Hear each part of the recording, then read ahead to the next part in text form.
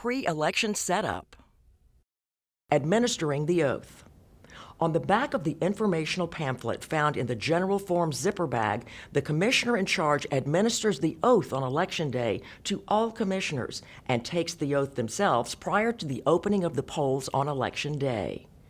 Safety check of the polling place. Safety hazards and barriers to voters must be secured and removed. Check your voting area for objects that might cause a mobility hazard.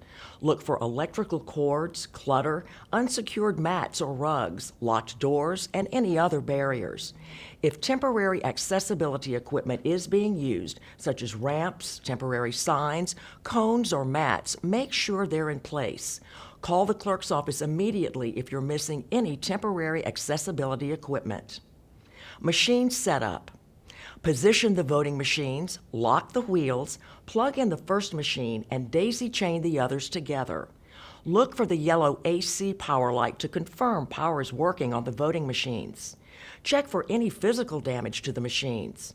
If you observe any physical damage, make a notation on the machine certificate, and if service is needed due to damage, call the clerk of court or the voting machine warehouse technician immediately.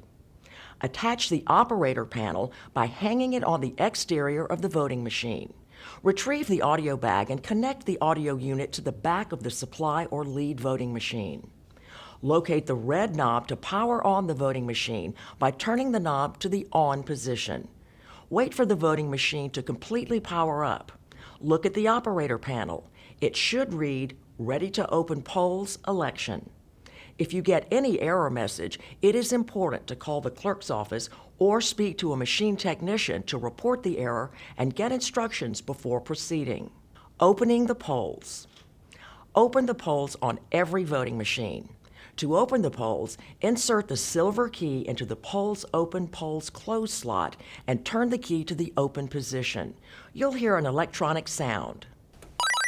Remove the key immediately. It is important to remove the silver key so that you do not turn the key to the closed position before the end of voting at 8 p.m. Should you close the polls before 8 p.m., this machine can no longer be used. If this happens, call the clerk immediately. The zero proof report and closing the back of the machine. After opening the polls, one copy of the official election zero proof report will automatically begin printing. If the clerk of court requires more than one copy, you must print these now by pressing the Print More button. Remove the zero proof report and review to verify that the time and the serial number of the voting machine are correct. Compare the protective counter to the number on the lower left-hand corner of the operator panel screen.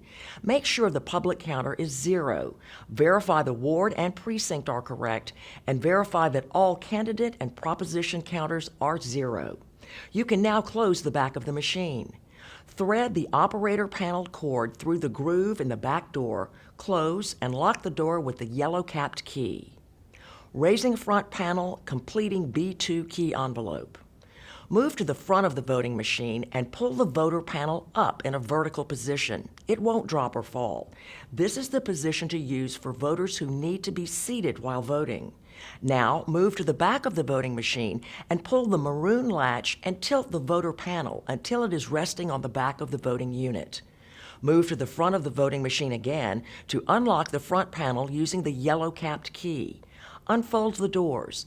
Carefully raise the top white panel with one hand and move a side door into place, joining it with the bracket on the inside top of the door, then joining the second door. Remove the curtains from the tube by pushing the release button on the tube above the wheels. Unroll the curtains and open the frame into a U shape.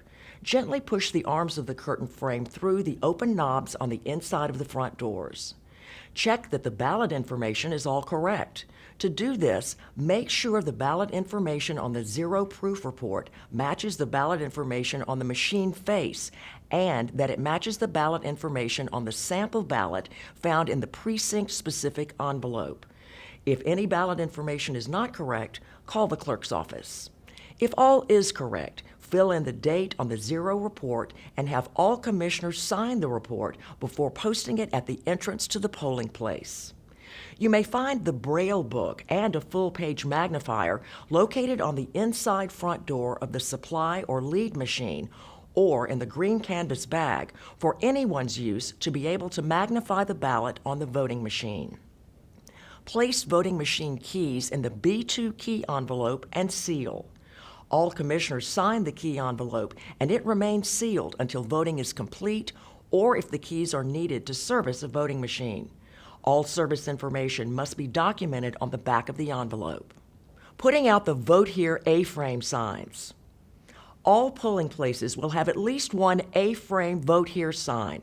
They are to be placed outside the polling place in the morning where voters can see them from the road while driving on Election Day. After the polls are closed, they must be picked up and placed next to the voting machines. Posting all reports and informational posters. Post the signage from your supply pack at the entrance to the polling place using the white stickers included in your supplies. This includes the election date and hours poster. Prior to posting, fill in the correct date and polling hours. Also post the notice to the voters, picture ID poster, the sample ballot, the security poster, and if applicable, the statement of constitutional amendments. You also have an accessible entrance sign that may need directional arrows added to show voters with disabilities where to enter the polling place. Also, post the Louisiana Voters' Bill of Rights and voting information poster. This poster contains voting information such as voter registration, how to use the voting machine, election offenses, and who to contact to report fraud, etc. On occasion, commissioners may need to post a notice of candidate withdrawal or disqualification form, but only if instructed to do so by the clerk of court. The supplies also contain a red stop sign. Commissioners post the stop sign outside the polling place entrance to remind voters that no political activity is allowed. Electioneering. Electioneering or political materials are not allowed within 600 feet of the entrance to the polling place. If there are any political signs within this perimeter, call the clerk's office. They should be removed unless the signs are on private property. This also includes voter political materials such as shirts, caps, buttons, cards, etc. that promote a candidate or issue. They are not allowed. A voter can go to the restroom and turn their campaign shirt inside out. Remember, commissioners may not make comments about candidates, propositions, or constitutional amendments. Commissioners have the power to ask any person who is electioneering or disturbing voting within 600 feet of the polling location to leave the premises. If they do not follow a commissioner's order, call law enforcement. Voter registration forms. For the sign-in table, commissioners are required by law to have voter registration applications available next to the precinct register. Voters may use an application to register to vote or update their voter registration information, such as name misspelling, party affiliation, residence, mailing address, birthday, change in assistance to voting, etc. Notation of Irregularities form. The Notation of Irregularities form can be found in the precinct-specific envelope. Remember that this form is used by you to document all issues that can occur with the polling place, voting machines, supplies, commissioners, emergencies, voters, public counts, watchers, or any other incidents or issues. Completing Section 1 of the machine certificate. Before voting begins, complete the first part of the machine certificate. Write the time the keys were received, the serial number of each voting machine, the serial number of each blue results cartridge, the protective counter of each machine, the numbers shown for the public counter, and list any visible damage to any voting machine. Indicate that you compared the ballot information on the zero proof report, the sample ballot, and machine face ballot, and that they match. Last, record the seal number that was delivered on the precinct register book. Verifying the blue precinct register seal. Before voting begins, verify you have a blue seal in the precinct register book to reseal the book after the polls close. If a blue seal is broken or missing, call the clerk to have it replaced before the end of the night. Precinct register book sections. The precinct register books are divided into 5 sections. The first section contains a list of the registered voters who are eligible to vote in this precinct for this election. There are several columns on this page that contain voter information as it pertains to this election. Voter number is the voter's unique registration number. Name of voter is listed with the last name first. Signature line is where the voter signs their name after the commissioner has verified the voter's eligibility. A voter cannot vote if the signature line is already signed by the voter, or if voted by mail or voted early has been printed or stamped on the signature line. If address confirmation required is printed here, a voter must complete an address confirmation card before voting.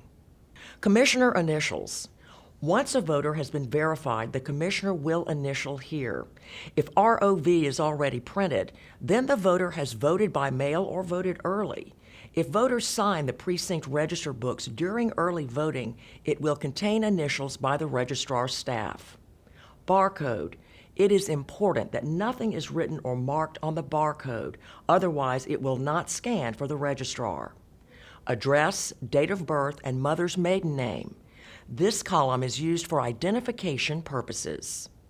Lockout districts. This column will either be blank or contain a button number. If blank, all voters in the precinct get the same ballot to vote. If there is a button number, this is the number that the commissioner will select and activate on the operator panel. Assistant. Assistance to voter column indicates if the voter is eligible to receive assistance. It will either be blank or have a Y for yes in it. Party. This is the column showing the voter's registration choice for their political party. Supplemental tab. The precinct register contains tabs for specific information.